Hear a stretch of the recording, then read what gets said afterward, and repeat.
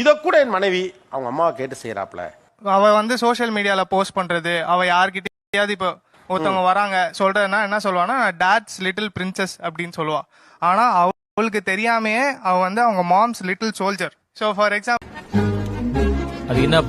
காலையில எந்திச்சோடனே எந்திச்சிட்டேன், இதோ இப்பதான் பிரேக்ஃபாஸ்ட் பண்ணலான் இருக்கேன், இதோ அவர் எந்திச்சிட்டாரு, பால் பாக்கெட் போட்டாங்க, இனிமேதான் சமைக்கலான் இருக்கேன், என்ன சமைக்கிறதுன்னு தெரியல, இந்த மாதிரிலாம் போவோம். நானும் இந்த 5 தெளிவு தெரு மாப்பிள்ள நாங்களும் தனி கொடுத்துறோம் தான் சார். 5 தெரு தள்ளி தான் இருக்கும். மாவு, காய்கறி, அவங்க வீட்டுல மிளகாத்தூள் அரைக்கிறது, மாமியார் வீட்ல இருந்து எல்லாமே அங்கதான் வரும்.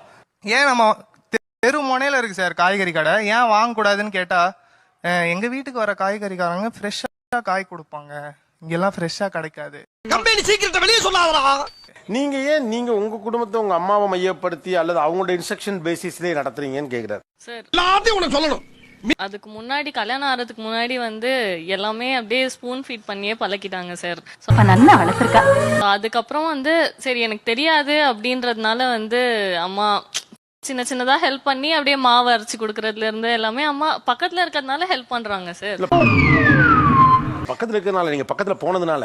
அழகான ஒரு வார்த்தை ஒரு புதுசா கண்டுபிடிச்சிருக்காரு, மாம்ஸ் லிட்டில் சோல்ஜர். இது கூட புதுசா இருக்கு.